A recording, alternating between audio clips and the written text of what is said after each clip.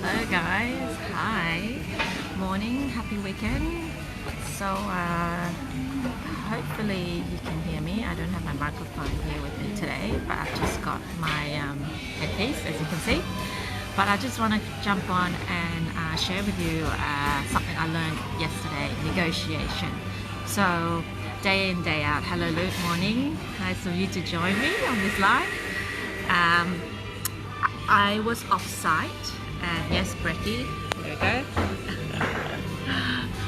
So I was off site yesterday, and I joined a group of bankers. I'm actually in the finance industry where I support a group of bankers in the financial results. So I'm the accountant, you can say, or the finance person.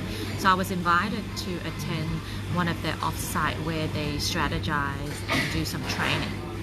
And one of the activities that we had to do was negotiation. So setting the scene for you is they divided the room in half. So one group of people got a scenario, and another group of person got another scenario. So we all had to read up on each of our needs and wants, and our term sheets, you know, what we needed to negotiate, what we needed to get. So for me, I took my sheet and I was like, oh, so nervous, I so don't want to do this, you know, like I have to negotiate with some bankers. And automatically I thought, you know, damn, what are my chances to win this competition, because, you know, you're negotiating with bankers. Little did I know that actually I don't think bankers are very good negotiators compared to people like us, you know, like making deals all the time as renovators, as developers, and as real estate agents. Actually, bankers are not very good at it, but anyway, that was what I thought they were. They were good, but so I was a bit intimidated. So anyway, I got paired up with a banker, and we sat down, and you know, I was a bit nervous, not only because I had to negotiate, but because I was in an environment where I didn't know a lot of people, because it was mainly bankers in the room, and it was just me as a finance person and another of my colleagues. So it was two of us finance people in this event. So we sat down, me and the banker, and you know, we were just kind of like, you know, don't know what we're doing. You know, we both wanted to win. We're all very competitive, you know, where we operate. So the first thing that happened was, he asked me this question. He goes, okay, what's important to you? So I'll repeat that. He said, what is important to you? That was a really good question, because it really set the scene on how the negotiation went after that. And then the second thing was, I'm like, okay, so then I looked at my scenario, the case study in front of me in the sheet, and I told him, okay, this and this is important to me. And then he looked at his term sheet and then realized, okay, he told me what's important for him. So that's the first thing. And the second thing was, neither of us wanted to say what we want for the sale of this business. So one of the scenario is, you know, I had to go and negotiate the terms of a sale of a business. I probably should have said that in the beginning. So we're both negotiating the terms of a sale of a business, and the first thing he asked me was what was important to me.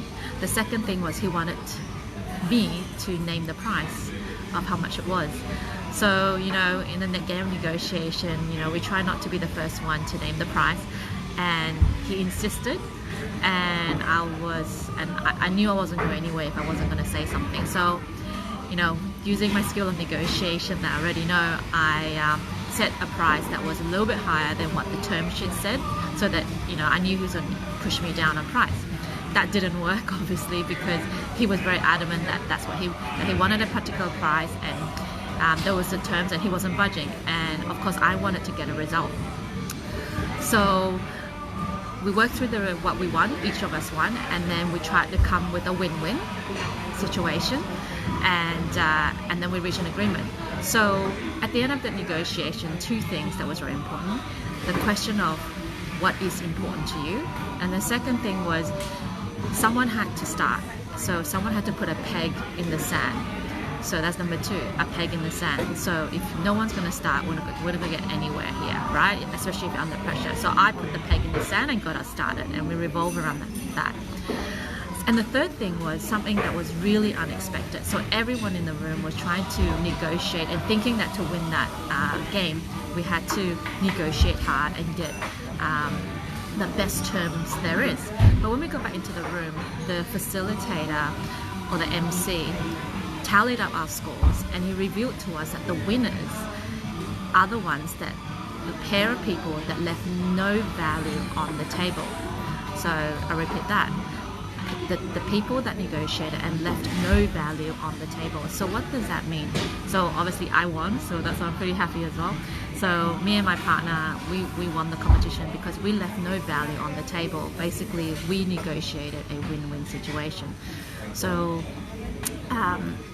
what do I mean by that? So if we apply that to property, let's just say, we're negotiating and as a buyer, you're willing to pay up to 1.2 million for this property. But then the other side, the vendor, doesn't know that. But the vendor is saying, well, fine, I'll accept $1 million. We'll go with that. And the buyer then go back to the vendor and say, okay, how about you give me a longer settlement? And I might give you more. And the vendor will say, no, I'm going to play hardball. I'm not going to give you any longer settlement. No. And it's just going to be $1 million or nothing. So in that sense, what the vendor didn't know was he didn't listen to what the buyer wanted. Had he listened to the buyer wanted and gave the buyer a longer settlement, he could have got 1.2 million for this property. So there was $200,000 left on the table that no one got. And then on the flip side, potentially the vendor could have accepted $800,000 on the other side, because what's important to him, maybe he wanted cash on the day. So maybe the buyer could have come up with cash, had he had cash, to buy the property for $800,000. So hopefully you understand my analogy here, that it's important to know what is important on either side so that you can come up with a win-win, and not just a win-win, but to make sure there's no value left on the table. So I thought that was a really good exercise for the whole group of bankers, because we all went in there trying to negotiate hard. Some people said they felt bullied. Some people thought they were trying a soft approach, and because of that they thought they were bullied. I certainly felt a little bit bullied because I felt intimidated.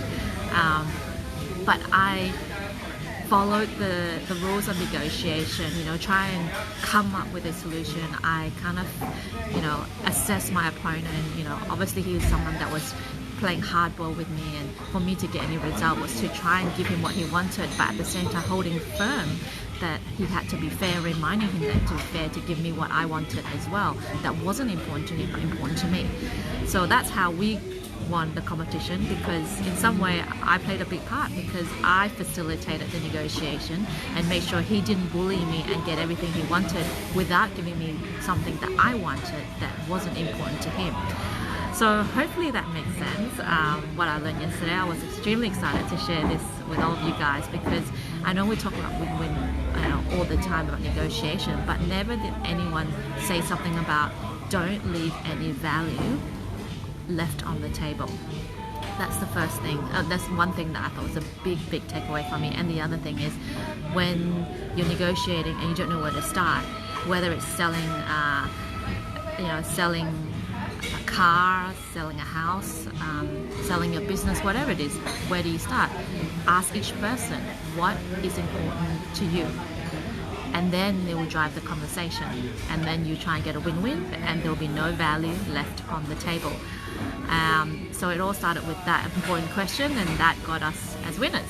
So let me go back up to see what Luke goes good, hard on negotiation. Well, Luke, as I just said, is not about being hard. And hello Des, hello Jesse. And IQ is different to EQ. Negotiation requires a lot of EQ, street smarts. And hello Eddie, I'll be back soon. Having my me time right now. Des goes, sounds fun. Tony goes, thoughts become things. Back myself. Yep. I was nervous, I was intimidated, but I still back myself, Tony. Always aim high. No different to auctions. People are reluctant to start the auction. And Tony goes, competitor, playing it tough. Also short-term and long-term value. Yep. Thanks guys for the comments. So anyway, I better get back to my breakfast. It's probably a little bit cold, but hopefully what I just said here is of value to you, because yesterday I definitely learned something and I'm going to take it away to what I do every day. Anyway, talk to you guys later. Bye bye.